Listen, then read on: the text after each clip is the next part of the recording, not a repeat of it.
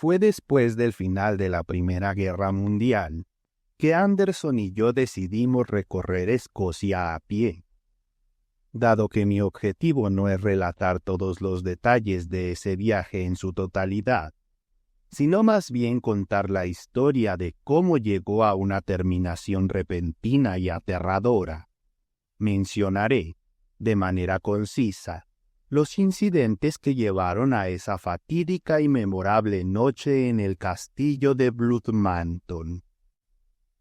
Después de 2 semanas de agradable caminata y acampada, con cada noche pasada bajo tiendas de campaña, estábamos paseando por un pintoresco pueblito al final de una tarde calurosa, cansados y sedientos, cuando el ojo inquieto de Anderson descubrió un letrero que prometía bebidas refrescantes de lo más tentadoras. Nos dirigimos directamente hacia ese letrero a toda prisa.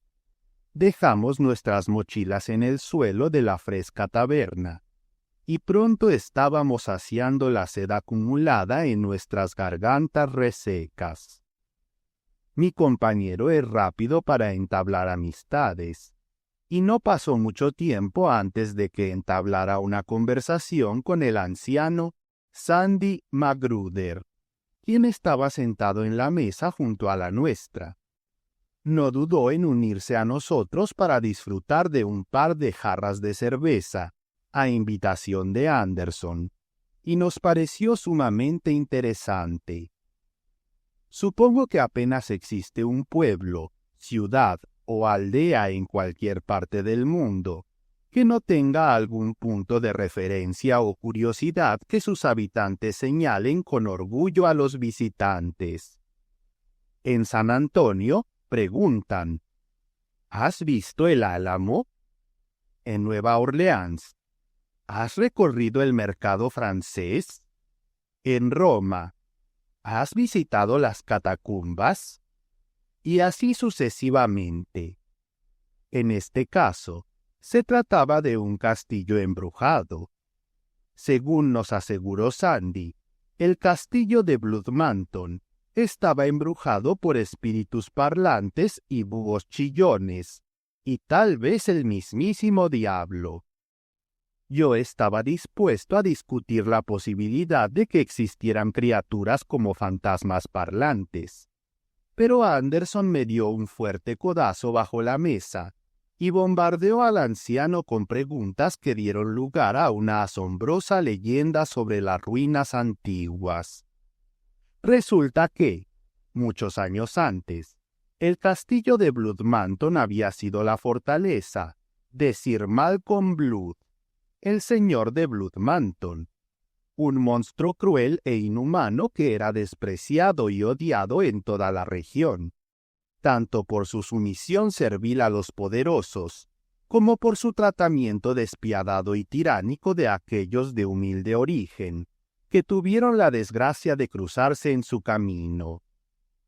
Aunque odiaban y denigraban a su despiadado señor, la gente de Bloodmanton amaba y respetaba a su esposa, la hermosa y gentil Lady Helen, pues eran numerosos sus actos de bondad hacia los pobres y necesitados.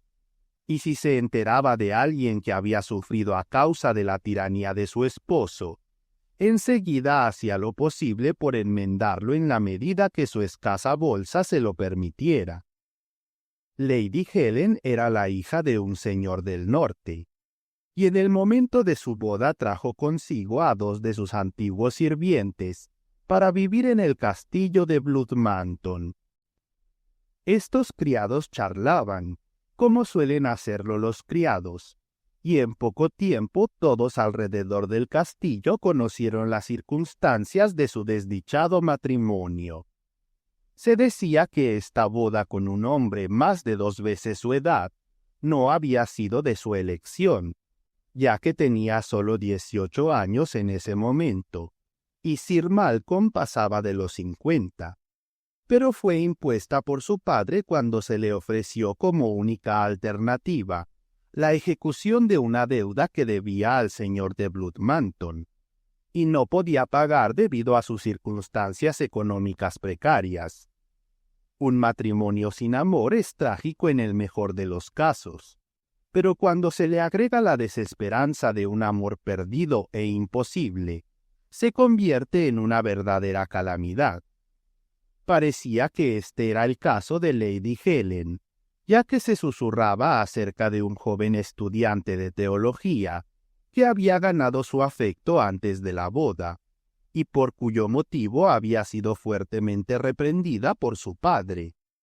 No es que ella lo demostrara, ni por palabra ni por acción, pues era una esposa fiel y sumisa, siempre obediente a la palabra de su señor, y deseosa de complacerlo en todo. A pesar del dolor secreto que le apretaba el corazón, ella seguía adelante en silencio y sin quejas, volviéndose gradualmente más pálida y frágil, hasta que al cabo de un año no era más que una sombra de lo que solía ser. Fue alrededor de este tiempo que el anciano ministro de la parroquia murió, y un joven que había sido ordenado recientemente fue enviado para ocupar su lugar. Dado que Lady Helen estaba continuamente ocupada en sus obras de caridad, era natural que se encontrara con frecuencia con el joven ministro en los hogares de sus feligreses, y mientras ella hacía lo posible por aliviar sus necesidades materiales, él los consolaba espiritualmente. También era natural que, cuando enfermó y no pudo salir del castillo en sus misiones de misericordia, pidiera al joven ministro que actuara como su agente en la distribución de caridad. En este papel, se convirtió en un visitante frecuente al castillo, y como el señor pasaba mucho tiempo fuera, pronto comenzaron a circular rumores maliciosos sobre un romance clandestino, que finalmente llegaron a oídos del amo. Sir Malcolm se negó rotundamente a creer en estos rumores infundados al principio, es decir, hasta que se enteró de que el joven ministro era el mismo estudiante de teología que había ganado el amor de Lady Helen. Esto cambió su perspectiva y lo transformó de un marido confiado pero severo en un ser astuto y despiadado. A partir de entonces, espió constantemente los movimientos de su esposa, al mismo tiempo que se aseguraba de que ella no sospechara que la estaban vigilando. Pero su conducta era intachable en todo momento, y de no ser por un único incidente desafortunado, es probable que hubiera dejado de espiarla, y tal vez no hubiera tomado venganza contra sus calumniadores.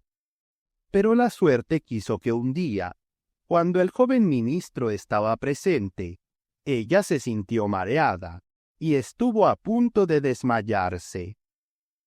La doncella que se encontraba en la habitación en ese momento fue a buscar remedios, y fue durante su ausencia que el receloso señor apareció en el umbral. Al ver a su joven esposa en los brazos de su supuesto rival, quien no notó su presencia, ya que le daba la espalda a la puerta, él se volvió y se dirigió a su habitación con las manos apretadas y una expresión en el rostro que llenó de terror a los corazones de los sirvientes que tuvieron la desgracia de cruzarse con él. Permaneció en su habitación toda esa noche, y al día siguiente envió a Lady Helen a visitar a su padre, diciendo que iba a reparar y remodelar el castillo. Cuando ella partió en su viaje al norte, él cabalgó solo y estuvo ausente por más de un mes. Regresó con un grupo de obreros extranjeros y ordenó a todos que abandonaran el castillo mientras durara la remodelación, que se hizo con absoluta discreción. Cuando se completó la obra, él mismo llevó a los extranjeros a Edimburgo y los embarcó con sus pasajes pagados de regreso a su tierra natal. A su regreso, mandó llamar a Lady Helen y ofreció un gran banquete en honor a la reapertura del castillo. Invitó a huéspedes de cerca y lejos, y por primera vez en muchos años, los inquilinos tuvieron acceso libre al lugar. Sir Malcolm, su esposa, y el joven ministro estuvieron todos presentes en el banquete al principio de la noche, pero su posterior ausencia no se notó hasta casi las 12, momento en el que el señor hizo acto de presencia, pálido y agotado. Lady Helen y el ministro ya no fueron vistos esa noche, ni jamás se les volvió a ver. Corrían rumores de que los dos habían huido juntos, pero entre los sirvientes se susurraba que el marido celoso los había eliminado en algún rincón secreto del castillo. Un lacayo juró que, al pasar por la habitación del amo a las 11 de la noche del banquete, escuchó el grito de una mujer aterrada. La criada que ordenó la habitación al día siguiente habló de encontrar una gran mancha de sangre carmesí en la alfombra, y debajo de una de las sillas, una copa de plata en la que se había secado y endurecido la sangre. Parecía, más allá de toda duda, que el señor se había vengado de alguna manera terrible de ellos, aunque nadie se atrevió a denunciarlo abiertamente, ni a cuestionarlo al respecto. Al mediodía del día siguiente al banquete, el señor sufrió un derrame que lo sumió en un delirio desenfrenado. El anciano médico que lo atendió dijo que no le quedaba mucho tiempo de vida, y su sobrino y heredero, Sir Eric Blood, fue convocado. Como Sir Eric estaba en Aberdeen en ese momento, pasaron 3 días antes de su llegada. De todos los sirvientes en la casa, solo uno tuvo el coraje de quedarse cuidando al amo enloquecido por la noche. El viejo Steenie MacDonald había servido durante mucho tiempo a los señores de Bloodmanton, y juró que ni siquiera el mismísimo diablo podría apartarlo de su deber. Lo que Steenie vio u oyó en esa maldita habitación, nadie lo supo nunca. Pero se dijo que salió corriendo de la habitación alrededor de las 11 de la noche, aterrado y sin poder hablar, y nunca volvió a pronunciar una palabra. Los sirvientes que tenían que pasar por el pasillo, pasaban junto a esa puerta tan rápido como sus piernas se lo permitían, y contaban que escuchaban los sollozos y lamentos de una mujer, mezclados con los gritos y delirios del señor, aunque todos sabían que estaba solo en esa gran habitación. Cuando Sir Eric llegó, se dirigió directamente a la habitación del maestro sin prestar atención a las historias que circulaban sobre ella, diciendo que no temía ni a hombre ni a demonio, y que si un hombre enfermo podía resistir el poder que había en esa habitación, un hombre en plena forma, armado con espada y pistolas, no debería preocuparse por nada. Era cerca de las 11 cuando se acercó a la cama, mientras un grupo de sirvientes curiosos y asustados se acurrucaba justo afuera de la puerta. A su llegada, el señor dejó de maldecir y delirar, y lo saludó con un apretón de manos débil. A pesar de que jadeaba por la falta de aliento, logró hacerse oír, incluso para aquellos que estaban fuera de la puerta. «Llegas justo a tiempo, sobrino», dijo, «porque no me queda mucho aliento de vida, y hay algunas cosas que debo contarte. Toda mi propiedad, personal y real, tierras, dinero, todo, será tuyo cuando muera. Solo tengo una solicitud que hacerte, y se refiere a la disposición de mi cuerpo. En el gran almacén al final del castillo hay una caja fuerte que debes abrir, y dentro encontrarás un ataúd de plomo. Sella mis restos en ese ataúd y colócalo, sin servicio ni ceremonia, en la tumba que he mandado construir junto a la torre de la capilla». Apenas había pronunciado estas palabras, cuando la campana de la capilla comenzó a tañer solemnemente la hora de las 11, y el agudo grito de una mujer en angustia espantosa rasgó el aire.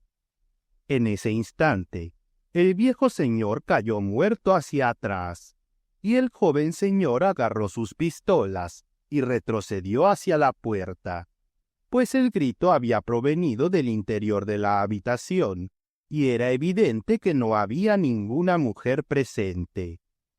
Luego se escucharon los sonidos amortiguados de sollozos y lamentos, y fuertes golpes y golpes resonaron en el techo, las paredes y el suelo. Los sirvientes se retiraron precipitadamente, y Sir Eric no tardó en seguirlos. Al día siguiente, cumplió las órdenes del difunto, y, al hacerlo, vivió una extraña y sorprendente aventura. Justo cuando estaban bajando el ataúd de plomo en la tumba, la tapa se cerró con un fuerte golpe, y los asustados portadores soltaron las correas, que estaban enganchadas a los anillos del ataúd. El joven señor les ordenó que abrieran la tumba y recuperaran las correas. Pero cuando levantaron la tapa, tanto el ataúd como las correas habían desaparecido por completo.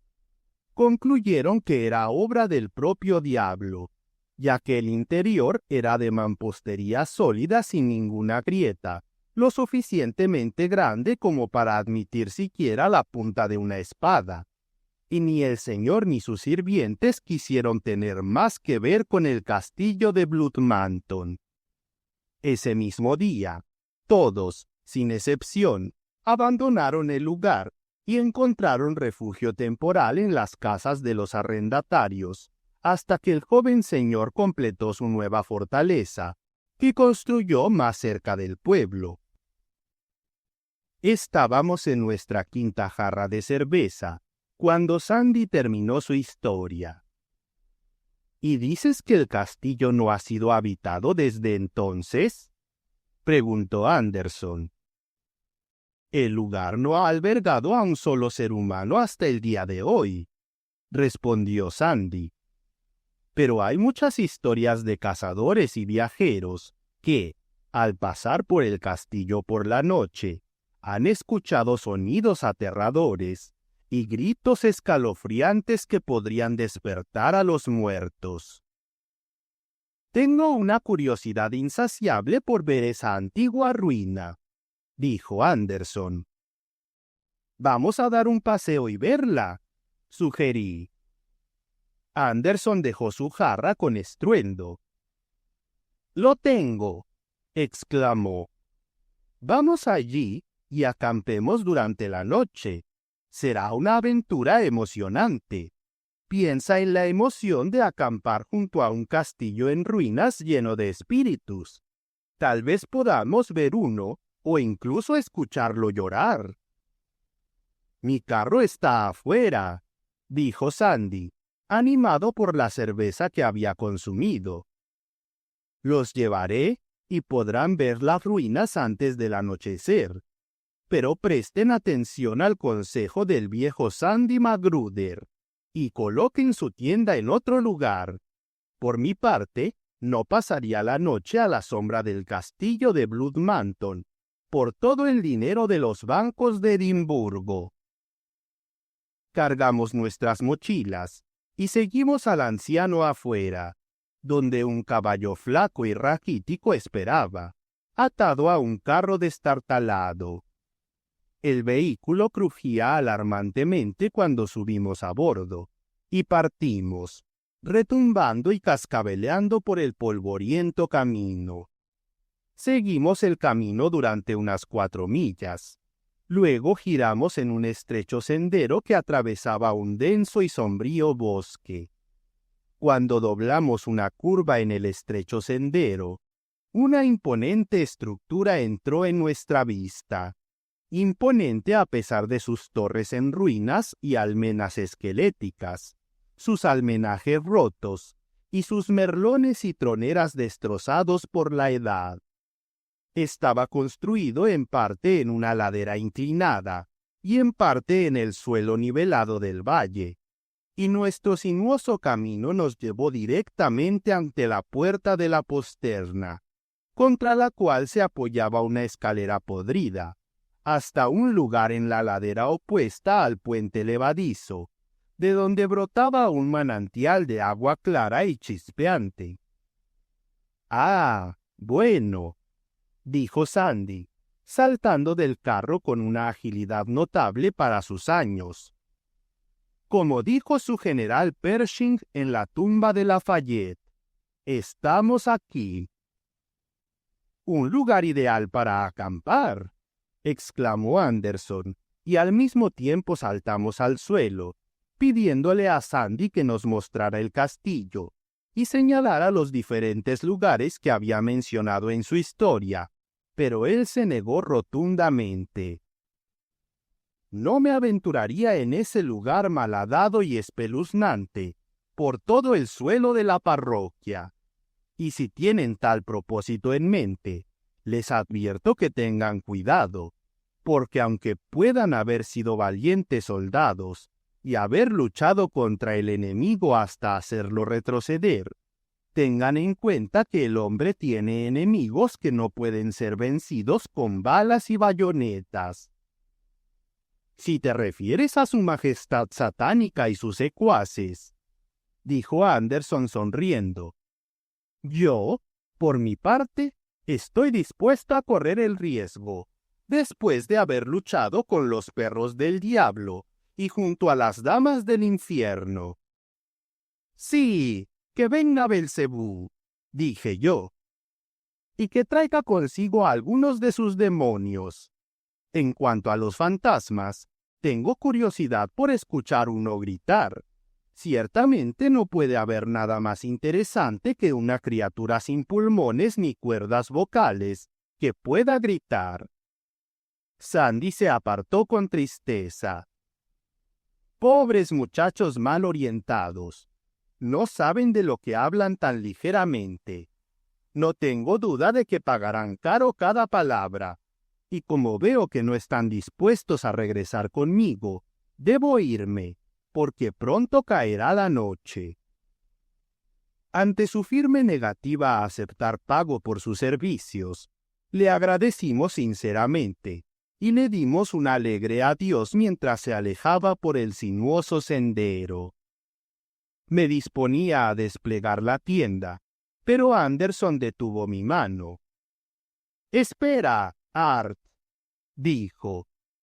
«Tengo una idea». Miré inquisitivamente. «No necesitamos armar la tienda esta noche», continuó. «Así que esa es tu idea, ¿verdad? Alguno de estos días estirarás tanto tu sombrero que quedará completamente deformado con una de tus ideas. Por mi parte, voy a dormir bajo la lona. Vuelo la lluvia en el aire y...».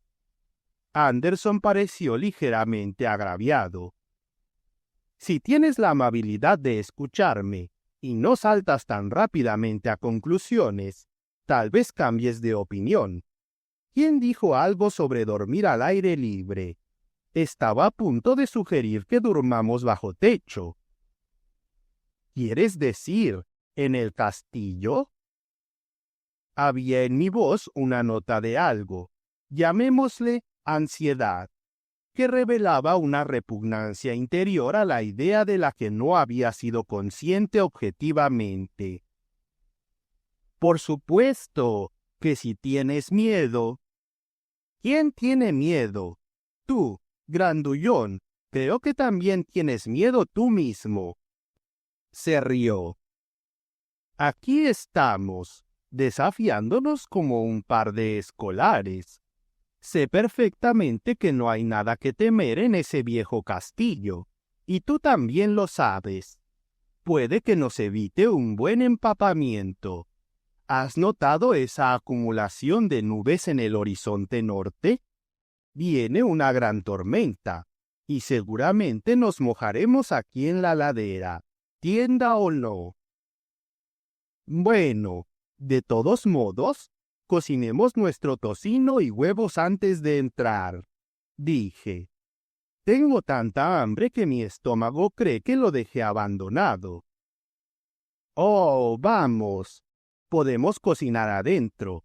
Habrá muchas chimeneas, y no creo que tengamos problemas para encontrar leña. Recogimos nuestras bolsas y cruzamos con cuidado el inestable puente levadizo. El foso profundo casi estaba vacío de agua, ya que el terraplén inferior se había derrumbado. Pero un pequeño arroyo fluía muy abajo, alimentado por el manantial de la ladera. Pasamos por el patio y luego al patio interior, donde el sonido de nuestros pasos en las desgastadas losas de piedra resonó de manera extraña en las paredes circundantes. Mi compañero miró a su alrededor con la actitud de alguien para quien la exploración de castillos feudales era una experiencia cotidiana, y se dirigió a una alta puerta arqueada a nuestra derecha. Las habitaciones familiares del señor deberían estar en esta parte del edificio, dijo. Perseguidos por los ecos huecos del edificio vacío, cruzamos un corredor. Pasamos por una gran sala, evidentemente un salón de banquetes. Entramos en un segundo pasillo y pasamos por muchas puertas, en cada una de las cuales Anderson miró. Finalmente entró en una más grande y pretenciosa que las demás, y yo lo seguí. Creo que esta es la habitación principal del señor, dijo, dejando su mochila en el suelo. ¡Uf! ¡Cómo huele a humedad! Y hay polvo y suciedad por todas partes. Extendamos la tienda en el suelo frente a la chimenea. Eso al menos nos dará un lugar limpio para comer y dormir. En la chimenea había una pequeña cantidad de combustible parcialmente quemado, que reunimos y pronto tuvimos una hoguera crepitante. Luego acordamos que yo prepararía nuestra comida de la tarde, mientras Anderson salía a buscar más leña. Cuando el café estaba en el fuego y el tocino burbujeaba, caminé examinando la habitación a la luz de la hoguera titilante, ya que el crepúsculo oscuro se estaba transformando en oscuridad, y las ventanas a cada lado de la chimenea, lejos de proporcionar luz, parecían parches grises y opacos incrustados en la pared.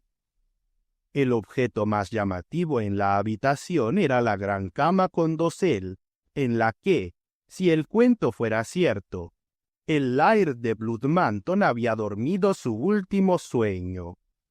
Era evidente que las colgaduras eran de un material rico, incluso a través de la gruesa capa de polvo que las cubría.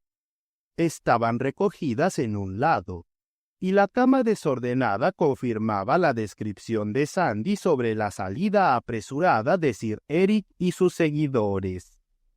Las otras piezas del mobiliario eran 3 sillas, una mesa bellamente tallada y 2 grandes cofres. En cuanto a la habitación en sí, tenía un techo con vigas, paredes revestidas con tapices descoloridos a intervalos, y un suelo de tablones ásperos que crujían lastimosamente al ser pisados, cubierto con una alfombra sucia y raída. Regresé a la chimenea, coloqué nuestros platos, tazas y utensilios para comer. Rompí los huevos en la grasa caliente del tocino y salí a llamar a Anderson. Grité fuerte en el pasillo y fui respondido por mi propio eco. ¿Qué le estará pasando?, me pregunté. Debería haber regresado hace 10 minutos, al menos, ya que el patio, donde había madera en abundancia, estaba a un corto paseo y llevaba fuera al menos 25 minutos. Me dirigí por el oscuro pasillo, crucé la sala del banquete y, después de recorrer el corredor exterior, Pasé por la puerta arqueada al patio. Anderson no estaba a la vista. «¡Jack!», grité en voz alta. «¡Oh, Jack!». Un búho asustado voló ruidosamente desde un nicho detrás de mí, mientras escuchaba en vano una respuesta. Sabía que si Anderson podía oírme, respondería. Así que estaba terriblemente confundido, y no un poco alarmado. Tenía una naturaleza curiosa, y no se podía prever lo que le había podido pasar. Crucé la puerta de la posterna, esperando verlo, yaciendo en el fondo del foso. Pero mi linterna de bolsillo reveló solo los bancos cubiertos de hierba, las paredes cubiertas de musgo, y el arroyo reluciente y gorgoteante en el fondo. Parecía que no había más remedio que explorar el castillo de arriba a abajo, y me dispuse a la tarea con un oscuro presentimiento de peligro, del que me resultaba imposible desprenderme. Después de mirar en cada habitación y pasillo en el nivel del patio, subí los escalones traicioneros de una torre tambaleante y comencé una búsqueda sistemática de las torres y almenas, iluminando con mi linterna todos los rincones oscuros y las altas paredes en los puntos donde era posible que mi impetuoso amigo pudiera haber caído. Mientras estaba de pie en la almena más alta de la gran torre, la tormenta eléctrica, que había estado amenazante durante un tiempo, estalló con considerable violencia. Hojas de lluvia se sucedieron una tras otra sobre mí, empapándome hasta los huesos. Relámpagos bifurcados jugaban alrededor de la torre y la almena, y el suelo temblaba bajo mis pies con cada estruendo del trueno. Salté al refugio temporal de la sala de la Torre Negra, y, mientras la tormenta rugía furiosamente afuera, intenté disipar las amenazadoras nubes internas de presentimiento sobre el destino de mi amigo, arrojando la luz de la razón sobre ellas. Había examinado cada centímetro de espacio en el castillo, o cerca de él, sin rastro de mi compañero perdido. Seguramente no se había ido y me había dejado. Entonces, ¿qué le había sucedido? Solo podía pensar en dos soluciones posibles. O había regresado a nuestro punto de encuentro y, al encontrarlo vacío, estaba buscándome en este momento, o alguien o algo se lo había llevado. Dado que la última proposición parecía absurda, lo lógico era regresar a la habitación principal y esperarlo. Me deslicé por la torre sacudida por el viento, luché contra los torrenciales aguaceros del patio y, con la ayuda de mi linterna, llegué a la habitación sin incidentes adicionales. Anderson no estaba allí, ni había señales de que hubiera estado allí. El tocino y los huevos estaban quemados hasta quedar crujientes. La cafetera se había quedado sin agua, y el fuego se había reducido a un montón de ascuas rojas apagadas. Colocando los utensilios de cocina ennegrecidos en la chimenea, amontoné el resto de mi escaso suministro de leña sobre las brasas ardientes. Los avivé con un fuego, y me quedé cerca para secar mi ropa húmeda. Todo pensamiento de hambre me había abandonado. Mi mente estaba completamente ocupada por la misteriosa desaparición de mi amigo y la inquietante situación en la que me encontraba. Solo en un gran y oscuro castillo medieval, deshabitado excepto por búhos y roedores, y popularmente considerado como morada de fantasmas chillones y parlantes. No tenía exactamente miedo, al menos no en ese momento, pero debo admitir que un sentimiento algo parecido al miedo se apoderó de mí, mientras repasaba mentalmente la historia de Sandy Magruder y, subconscientemente, la relacionaba con el destino desconocido de Anderson. Digo subconscientemente porque, objetivamente, no me admitía que existiera tal cosa como un fantasma. Razonaba además que, incluso si existiera una entidad así, un ser desmaterializado cuyo cuerpo consistiera en algo menos denso que la luz, o quizás que el vapor, sería manifiestamente imposible que pudiera emitir un ruido o mover objetos físicos. En cuanto a un ser de ese tipo que se llevara volando a mi compañero, era absurdo. La furia de la tormenta fue disminuyendo gradualmente, hasta que se convirtió en una lluvia constante y persistente, con solo esporádicos truenos. Esto continuó durante 1 hora aproximadamente. Luego cesó por completo, y el único sonido audible era el goteo del agua desde los aleros y almenas. La relativa calma era extrañamente deprimente.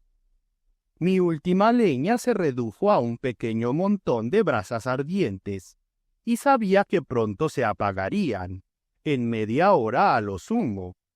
La habitación ya estaba envuelta en una penumbra sombría, en la que los objetos visibles se convertían en débiles contornos fantásticos. Vi, o más bien imaginé que vi, un ligero movimiento entre las cortinas de la cama con dosel del señor.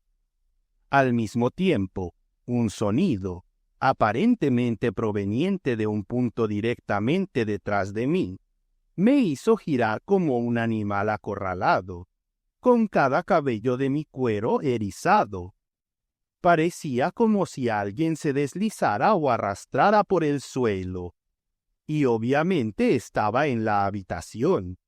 Sin embargo, solo veía la pared panelada y la alfombra polvorienta en el punto de donde provenía el sonido.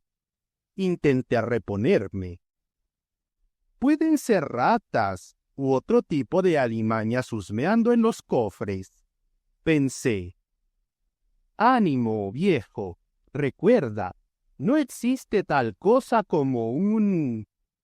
Mi soliloquio fue interrumpido aquí por otro sonido. Un sonido que heló la médula de mis huesos. Era claramente humano en carácter. Un suspiro profundo y entrecortado, como el de una persona recién despertada de una pesadilla, o saliendo de la anestesia después de una operación. Agarré las tenazas oxidadas y esperé con la respiración contenida a que alguien o algo apareciera. Las tenazas me dieron una sensación de seguridad, y exploré valientemente la habitación, mirando detrás de los tapices y alrededor y debajo de los muebles.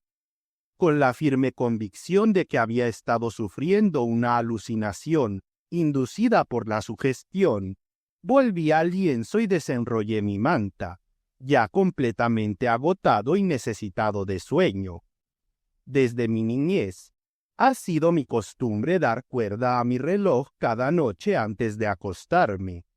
Automáticamente, giré la pequeña perilla entre el pulgar y el dedo índice, y miré el dial mientras lo hacía. Le faltaba solo 1 minuto para las 11. Instantáneamente, recuerdos de la referencia de Sandy a la hora de las 11 inundaron mi mente. Junto a ellos vino el antiguo sentimiento de temor y una persistente convicción intuitiva de que no estaba solo en la habitación. Observé la manecilla pequeña marcando rápidamente los segundos, con la respiración contenida. Las 11 en punto llegaron, y pasaron sin incidentes. Empecé a respirar más libremente a las 11:15, y estaba a punto de quitarme las botas, al mismo tiempo reprendiéndome por mi miedo supersticioso, cuando ocurrió. Un lamento tembloroso, que helaba la sangre, mitad gemido, mitad grito, seguido de quejidos bajos como los de alguien en un dolor extremo o angustia. Luego escuché de nuevo el sonido deslizante y fuertes golpes que parecían provenir de las paredes y el techo de la habitación. Al mismo tiempo, mi fuego se apagó y me quedé en total oscuridad. La sensación que me abrazó en ese momento es difícil de describir. Aquellos que han sufrido pesadillas sabrán a lo que me refiero. En resumen, y lo más cerca que puedo explicarlo, es como si estuviera fuertemente atado con bandas invisibles e inflexibles de la fuerza del acero templado. Además de esto, hay una sensación de miedo mortal, mucho más terrible que la que se experimenta al enfrentar un peligro tangible y visible. Me parecía arraigado al lugar, incapaz de mover ni siquiera un dedo. A medida que los ruidos sobrenaturales continuaban, parecía que las bandas invisibles alrededor de mi pecho se apretaban hasta que la respiración era casi imposible. Hice un esfuerzo supremo por romper el hechizo, moverme, gritar. El resultado fue un sonido gorgoteante e inarticulado, que nunca habría reconocido como proveniente de mi propia garganta. Una visión momentánea de 1000 chispas centelleantes y parpadeantes, y una misericordiosa interrupción del hilo de la conciencia. Estoy seguro, mientras escribo estas líneas, de que hay quienes me condenarán por cobarde y tonto, pero he resuelto no decir medias verdades y no añadir adornos propios que pudieran presentarme como un héroe. Relativamente pocas personas han enfrentado lo inexplicable en la oscuridad solos. Por lo tanto, hay pocas que puedan simpatizar conmigo, pocas que entenderían completamente el horror de ese momento. Para mí, no hay miedo tan terrible como el miedo a lo desconocido. Creo que un conocimiento positivo de la muerte inminente sería suave en comparación. Y tengan en cuenta que nunca había sido supersticioso, nunca había admitido, ni siquiera a mí mismo, la existencia de seres sobrenaturales.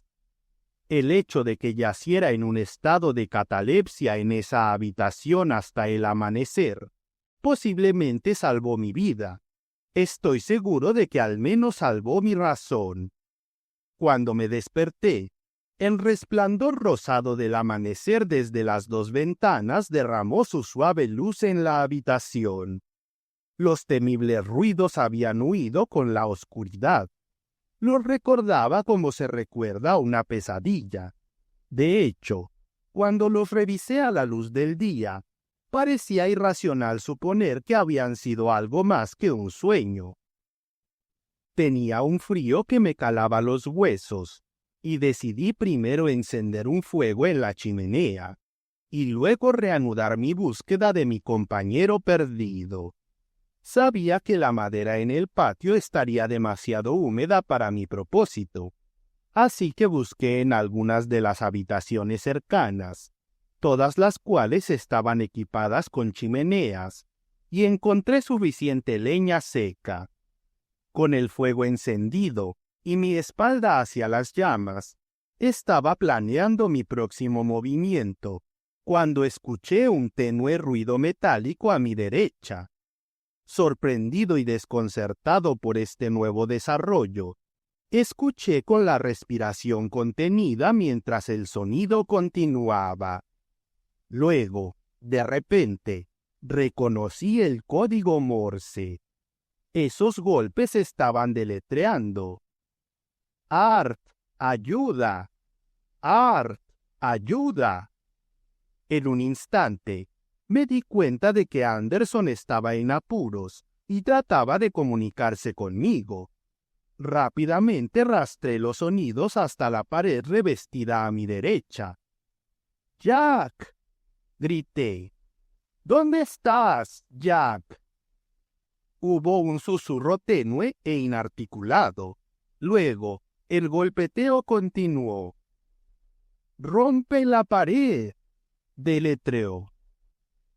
Agarré el pesado atizador y lo golpeé contra la pared, pensando en destrozar el panel de un solo golpe, pero descubrí, para mi sorpresa, que el panel era de acero, pintado para parecer madera.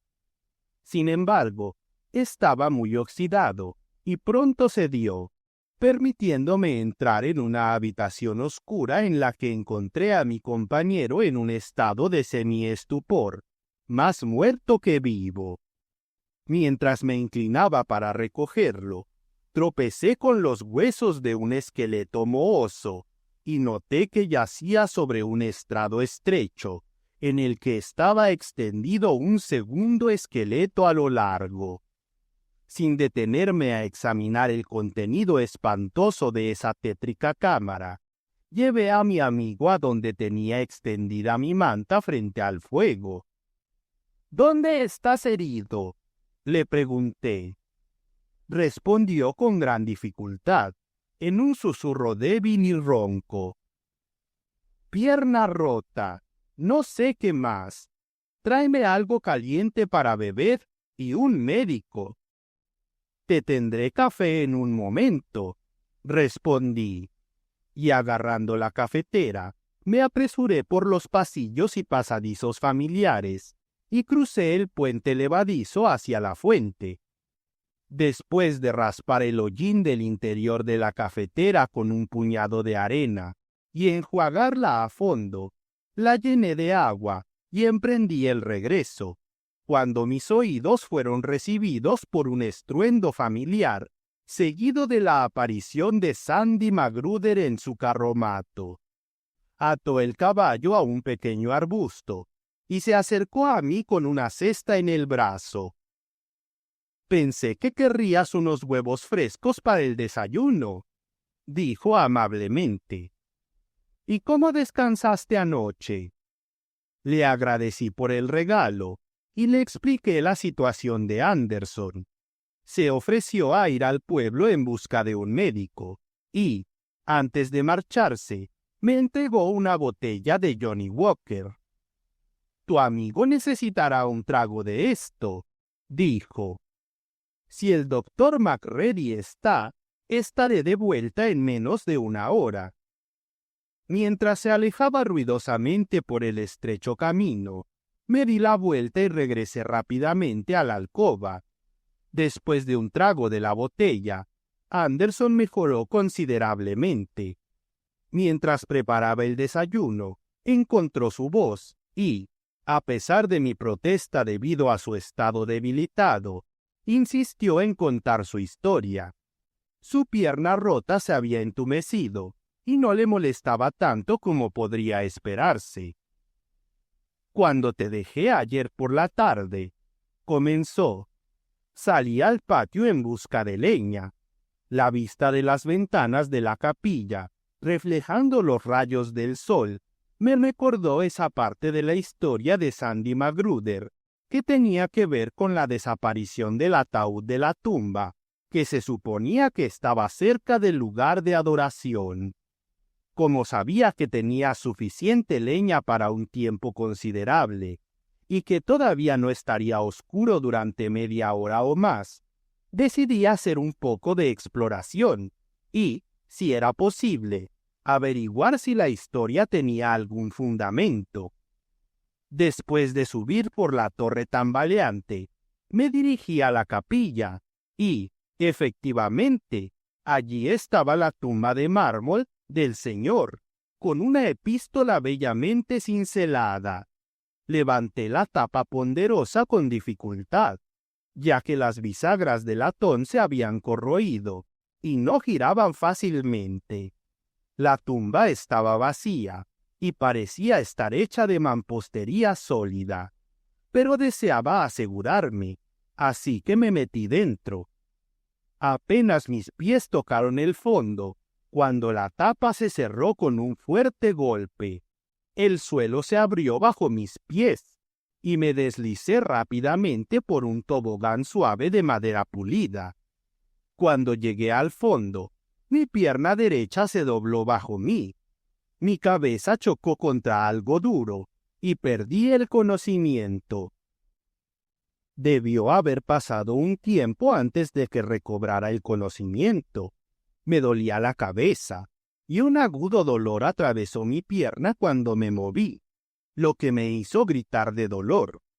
Como estaba en total oscuridad, saqué mi linterna de bolsillo y miré a mi alrededor. Me encontraba en una pequeña habitación cuadrada, 3 de cuyos lados estaban construidos con mampostería sólida. El cuarto lado era de acero oxidado, remachado de manera que parecía panelado. Había una puerta de acero en la pared de piedra a mi izquierda, que evidentemente se cerraba desde el otro lado, ya que no pude abrirla a la fuerza. Un tobogán de madera curvado descendía por debajo de ella y se enderezaba en una posición horizontal sobre el suelo. Sobre éste reposaba un féretro de plomo.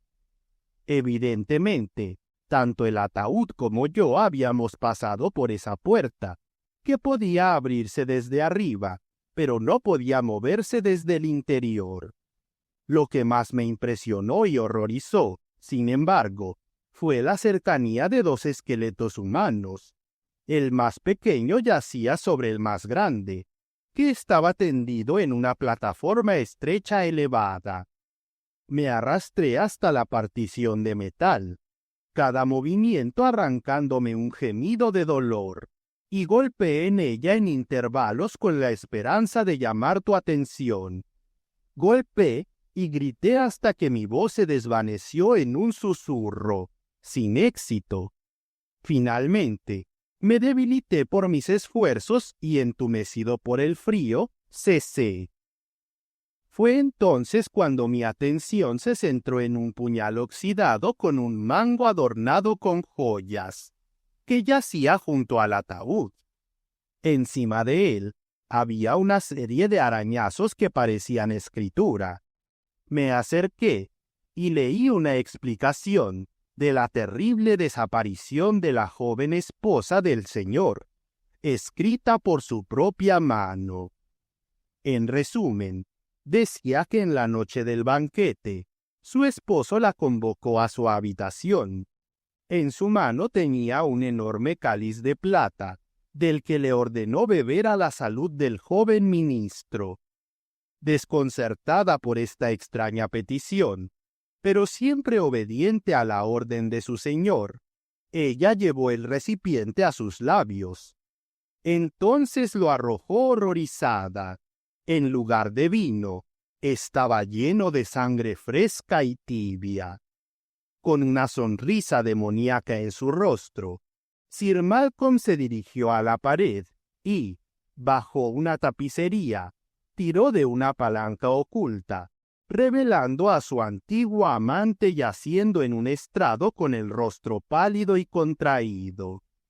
Su brazo izquierdo colgaba lánguidamente sobre el borde, y la última gota de su sangre vital goteaba de un corte en su muñeca hasta una urna en el suelo.